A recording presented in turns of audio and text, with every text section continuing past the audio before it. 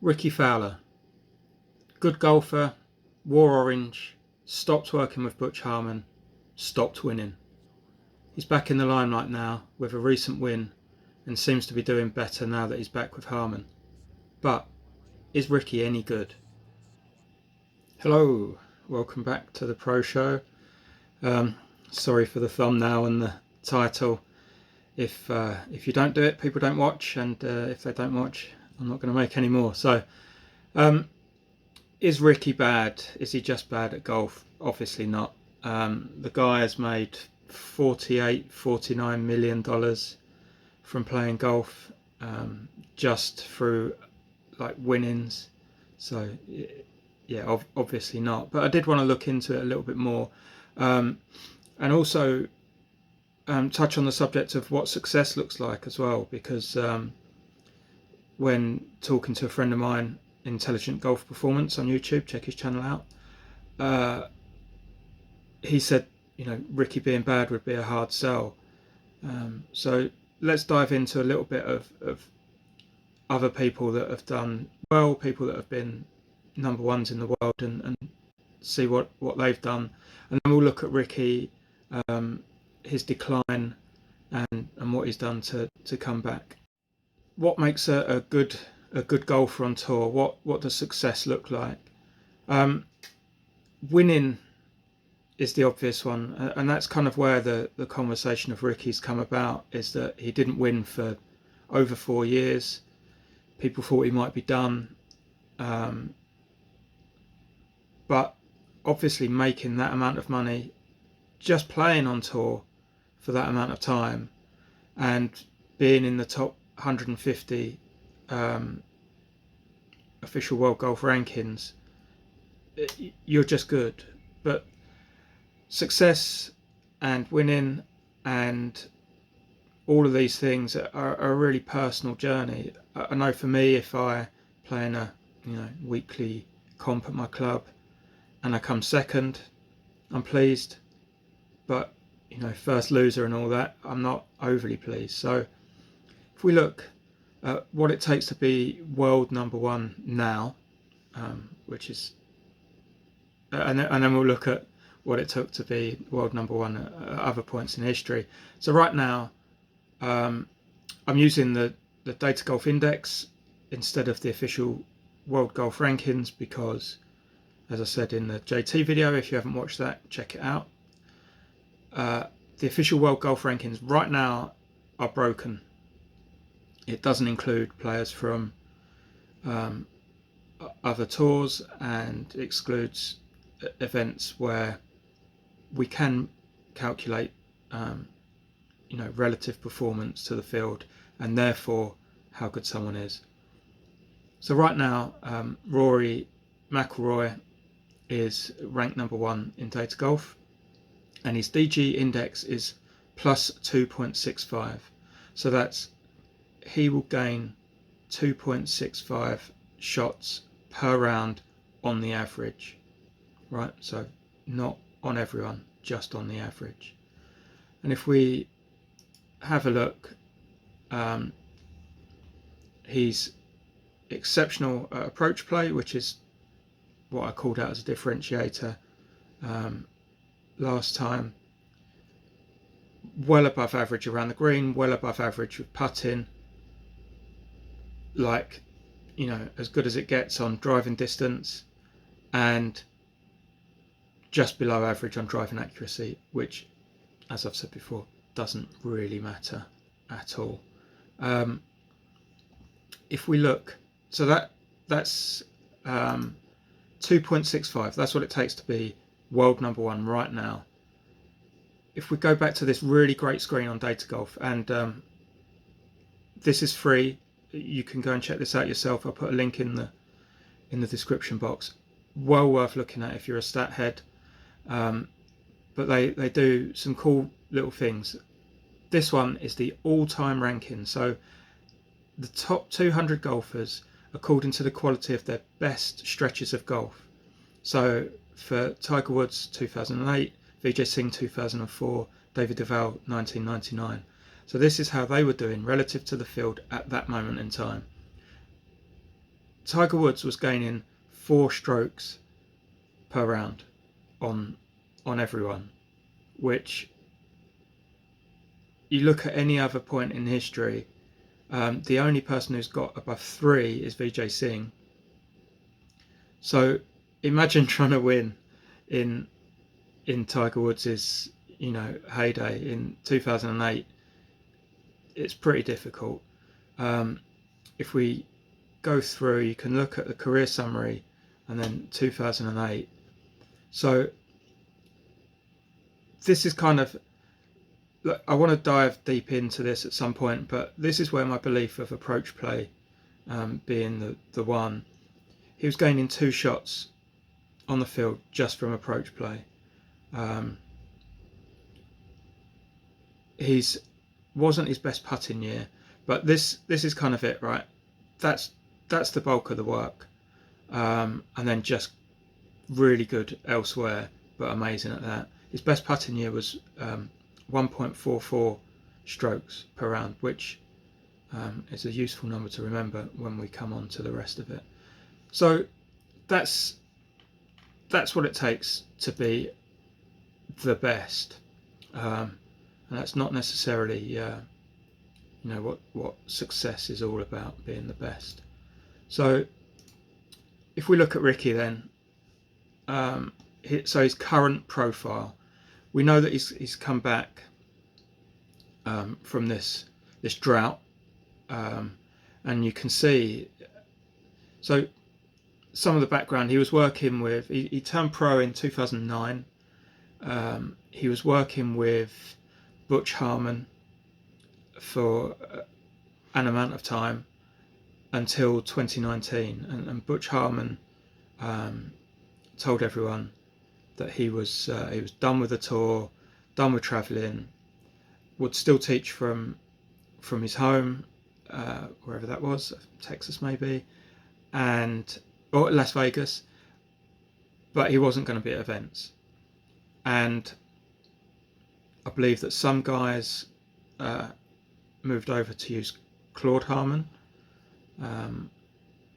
and Rickie didn't. He went to work with a new coach, and the new coach already teaches or does currently teach a handful of other PGA Tour players, none of whom are doing great, but a couple of them have won recently, Sepp Straka, Hudson Swafford.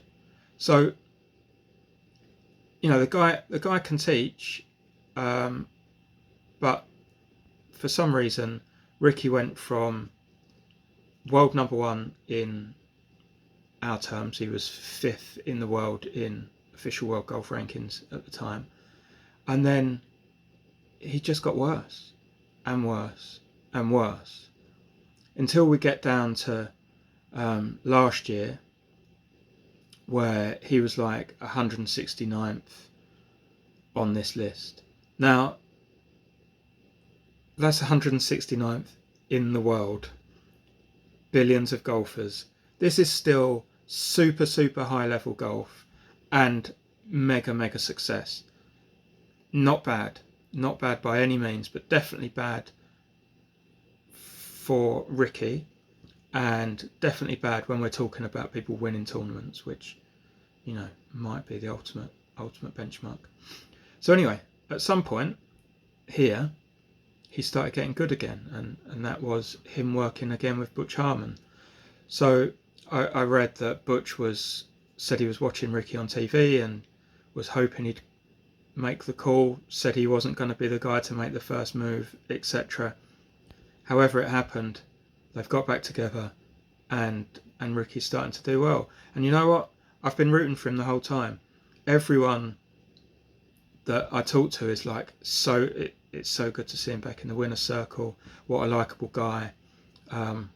Might not be so good for the European Ryder Cup team, but yeah, good to see him back. So what does he do well?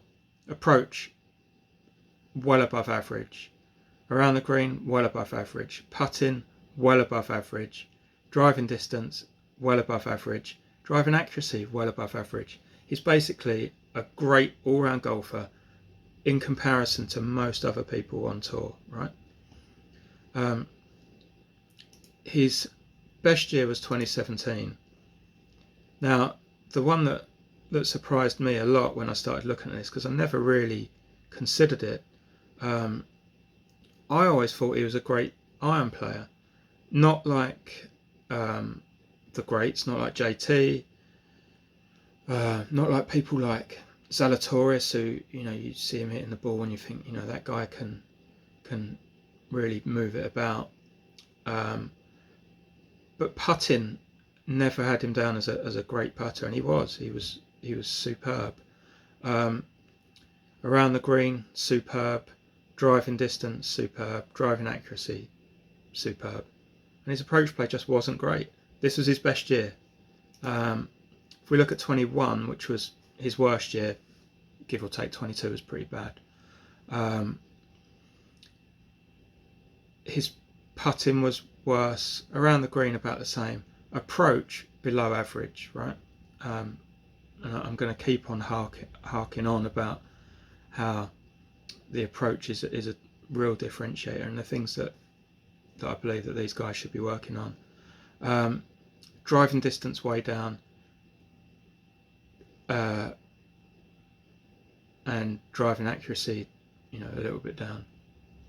So if we look at his career summary, we can see where he was great, right? So 2017. So his putting, as I say, not something that I thought about until this. 0.9 strokes per round.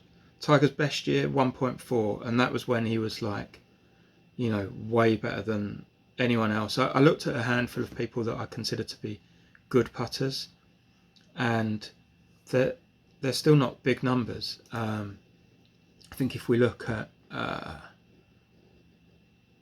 not that screen. If we look at Cam Smith, who you'd say was one of the best putters around, 1.29. His 22 year, right, where if I said to you who was the best putter in 2022, his name would come up, 0.89. So Rickie was great at putting around then. He won only once. He got 9 top 5s and 17 top 20s from 23 starts. So in the top 20, 17 out of 23 times, 74%. And then 2019, stopped working with Butch, didn't play much, which I don't know why, might have had something to do with this, but he was still top 20 38% of the time on limited starts. 21, that number dropped down to 17. 22, just one top 20 out of 22 starts. It was actually a top 5 as well. So you can imagine how this feels, right? You've gone from being good, great, I mean definitely great in number terms, maybe not winning as much as he would have liked, but his highest number of wins was 3, which is a fantastic year. Let's see what he earned in that year. Where were we? 2015, he earned $5.7 million from playing performance alone.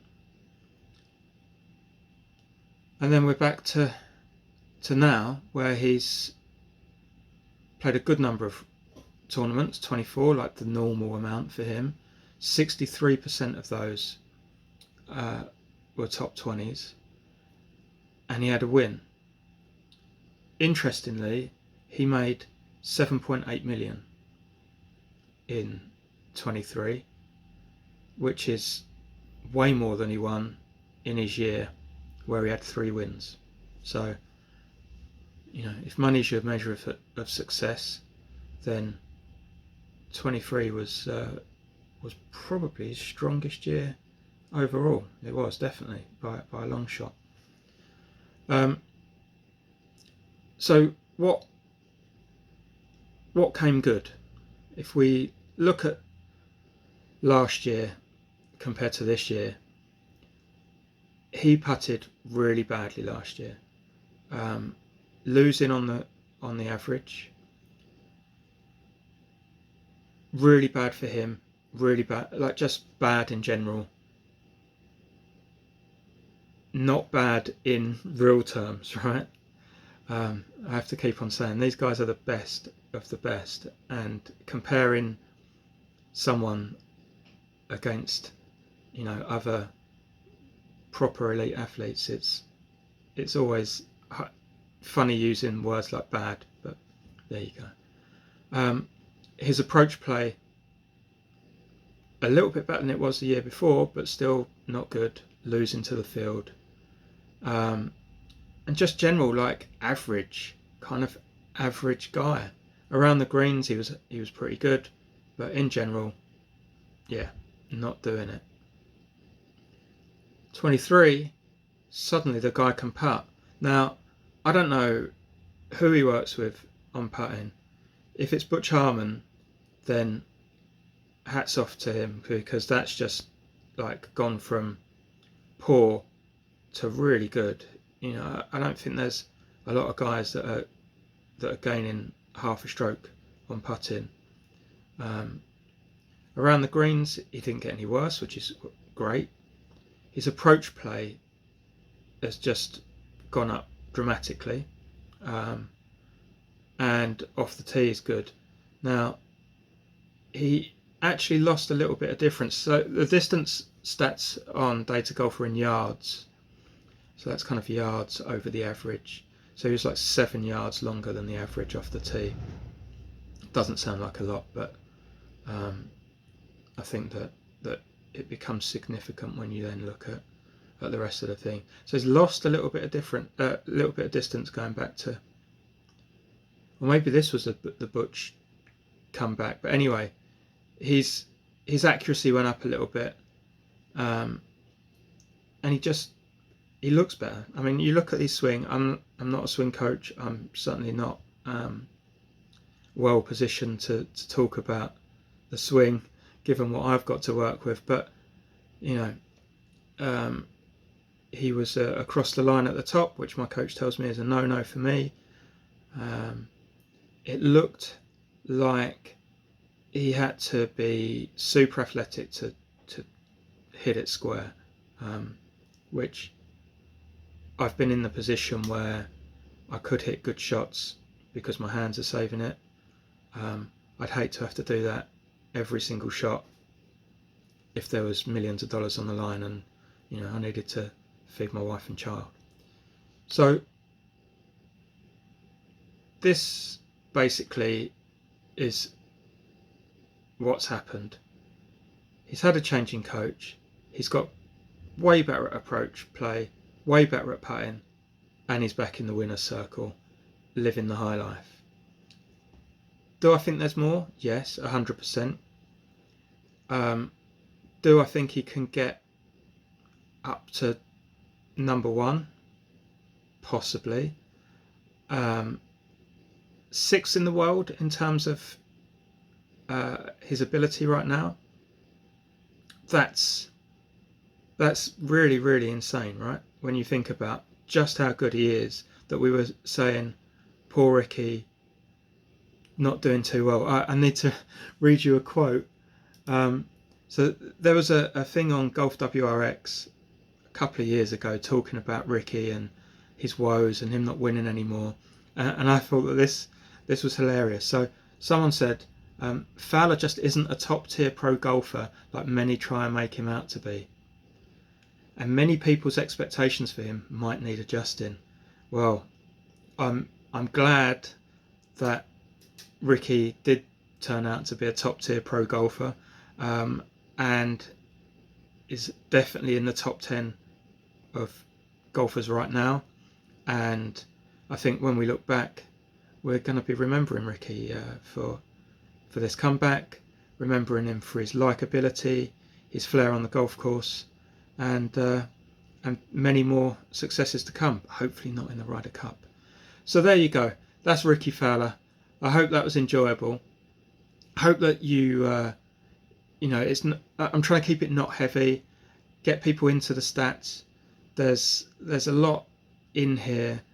I might do some more in-depth stuff. I think that the stuff about all-time greats really needs looking at. Tiger Woods really needs looking at. So I'll do some of that. But if you did enjoy it, like, subscribe, share, tell your friends. There's going to be so much more to come. This is great. Raining outside, easy for me to do. So, like I say, hope you enjoy it. I'll see you on the next one. Cheers.